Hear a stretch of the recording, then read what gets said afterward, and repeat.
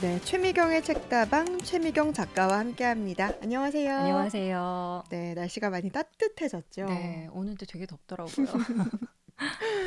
좋은 날 읽기 좋은 책도 소개해 주실 텐데 오늘은 어떤 책을 준비해 오셨나요?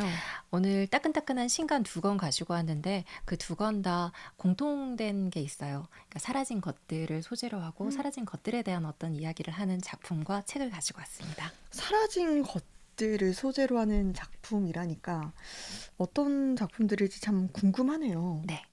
먼저 소개해드릴 작품은 이번 달에 발간된 청소년 단편 소설 박소련 작가의 안녕 장수극장입니다. 정말 따끈따끈한 네. 신간이네요. 어떤 내용인가요?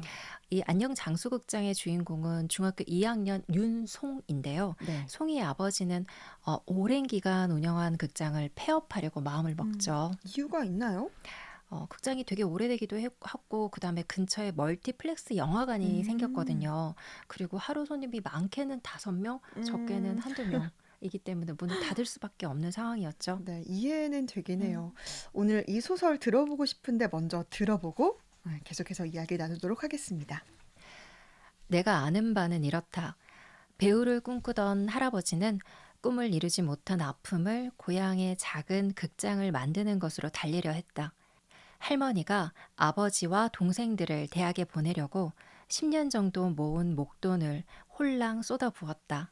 미안해서였는지, 극장이 아들만큼 소중하다는 의미에서였는지, 할아버지는 극장에 장남 이름을 붙였다. 오래 살라고, 긴 수명을 누리라고 지은 이름 장수. 장수극장은 오랫동안 문전 성시를 이루었다. 멀티플렉스 극장이 없던 시절이기도 하고 애초에 극장이 생길 만큼 큰 도시가 아니기도 했으니까.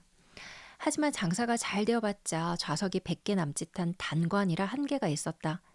흑자가 나기 시작한 것은 극장을 연 지 5년이 조금 넘은 시점부터였다. 그럴 즈음 장수극장 윤 회장의 아들 윤장수는 결혼했다. 대학 등록금을 자기와 이름이 같은 극장에 빼앗긴 윤장수 씨는 결국 대학생이 되지 못했다.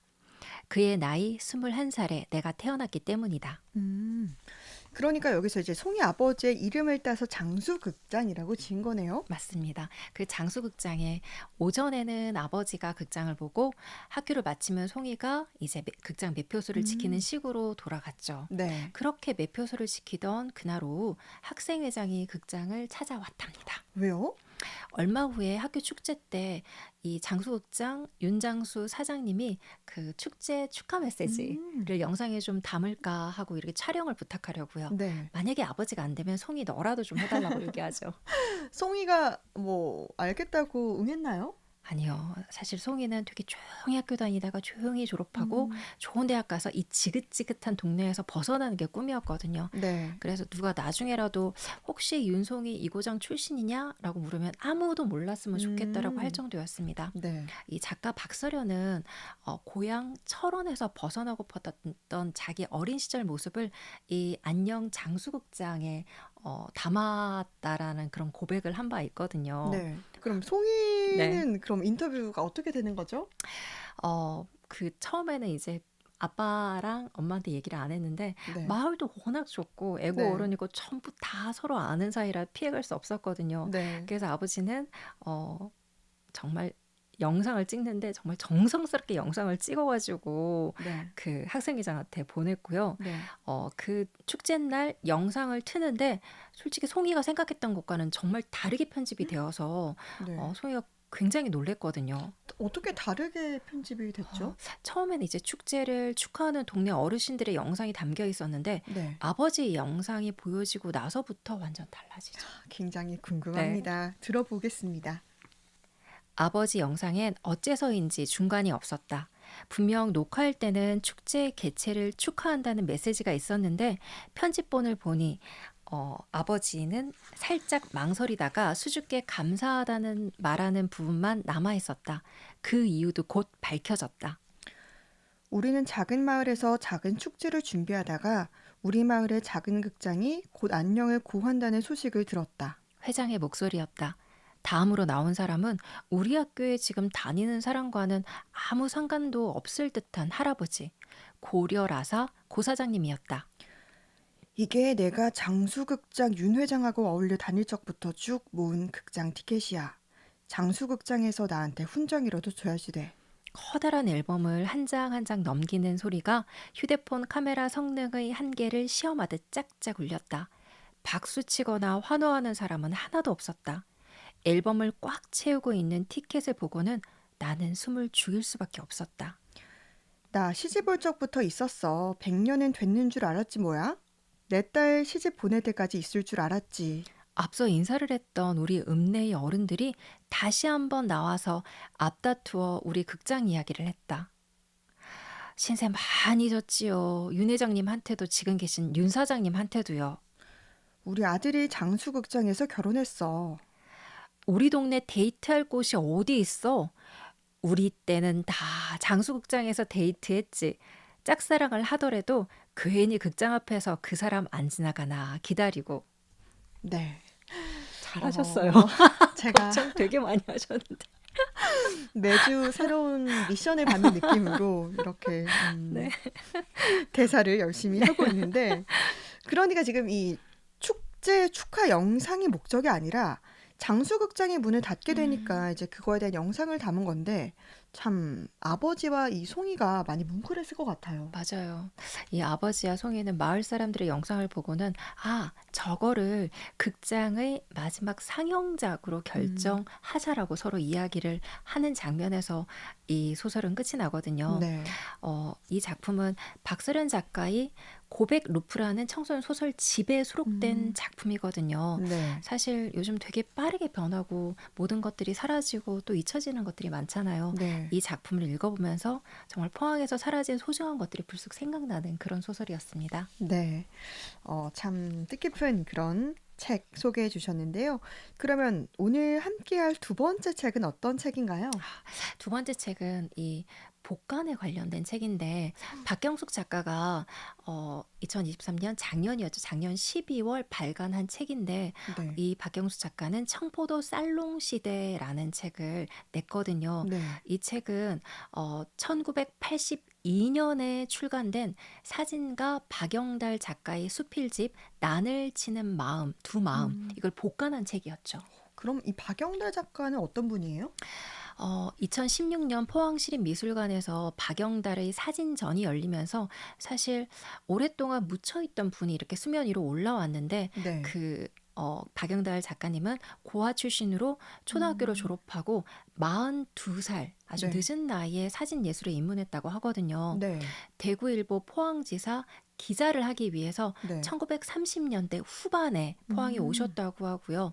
기자 생활 이후에 1952년부터 십수년간 청포도 다방, 네. 포항에 있는 청포도 다방을 운영하면서 포항의 문화를 꽃피웠던 분입니다. 네. 저희가 알고 있기로는 1950년대 포항문화원 이사 역할도 하셨고요. 네. 그다음에 65년 한국사진작가협회 포항지부 초대 회장이셨고요. 그다음에 82년에는 이 처음이자 마지막 오늘 말씀드릴 이 수필집인 난을 치는 두 마음을 쓰기도 하셨습니다. 네. 이 난을 치는 두 마음. 이 책에는 그럼 어떤 내용이 담겨 있나요? 이 책은 1960년대부터 70년대 이 청포도 다방을 중심으로 한 중앙동 지역 서민들의 삶을 모습을 볼 수 있다라고 하는데요. 네. 그것뿐만 아니라 그 시대의 사회 문화 어떤 가치관 예술관들도 볼 수 있는 사료로서 가치가 매우 풍부한 책이라고 이렇게 밝혀졌더라고요. 네. 이 책을 엮은 박경숙 작가님이 수필집이 고작 지금 현재는 3-4권밖에 남아있지 않는 것 같다라고 네. 짐작이 돼서 세월이 좀 더 지나면 완전히 소진될 것이라는 게 네. 걱정이 돼서 복간을 해야겠다는 마음을 먹었다고 합니다. 네. 어떤 얘기가 담겨 있을지 정말 궁금한데 일단 좀 들어보고 이야기 이어가죠. 4월 6일이던가 7일의 이른 아침 아직도 바람 끝은 매운데 수도산 앞에 닿으니 이제 막 핀 듯한 하얀 벚꽃 두성이가 반짝하고 내 시야에 들어왔다.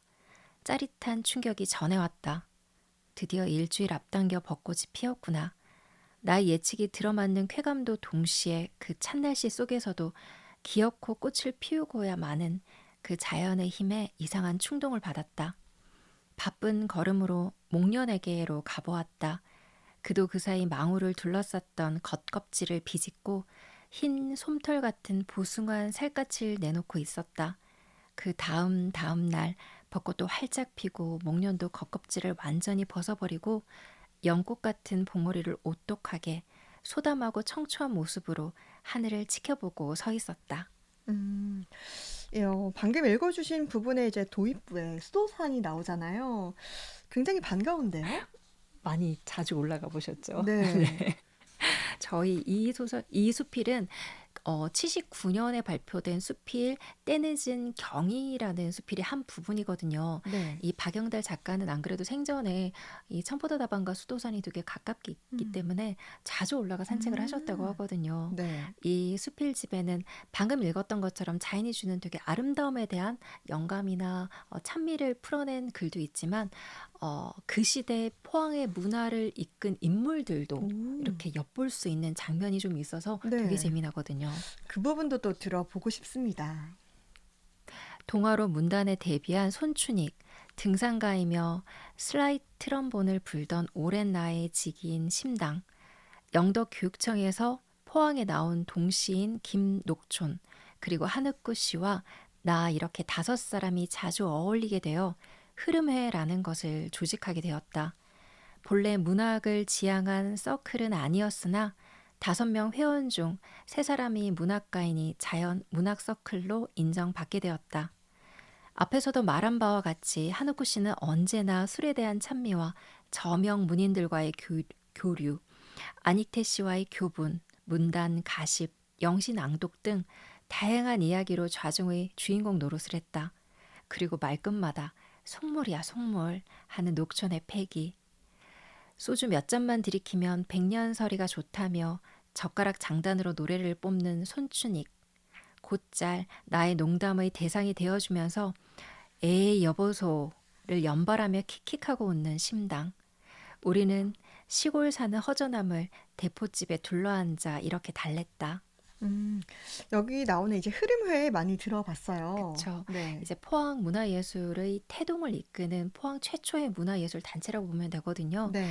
이 흐름의 초기 발기인 이 한욱구, 그다음 박영달, 김대정, 최성소, 김록천, 그다음 김상훈, 신상률, 이 손춘익, 최정석, 이 발기인 선생님의 명단인데 이름만 들어봐도 정말 어마어마한 단체임을 알 수 있거든요. 네. 근데 이 흐름의 시작이 박영달 작가의 눈을 빌려서 이렇게 볼 수 있게 돼서 음, 되게 흥미로웠습니다. 네. 이 책으로 이제 문학 행사가 열린다면서요? 맞아요. 오늘인데요. 대한민국 독서대전 포항 편에서 이 지역의 작가와 지역에서 출간된 책을 조명하는 시간이 렉처 콘서트 언인의 책다방인데 바로 네. 오늘 저녁 7시 꿈틀로에 있는 청포도 다방에서 이 박경숙 작가와 함께 이 복간집을 음, 가지고 청포도 살롱 시대에 대한 뒷이야기를 들을 수 있답니다. 네. 7시까지 늦지 않게 오시면 박영달 작가를 추억하는 포항의 많은 예술가들을 함께 만나보실 수 있는 기회가 될 거예요. 네. 오늘 최미경의 책다방 최미경 작가와 함께 했습니다. 고맙습니다. 감사합니다.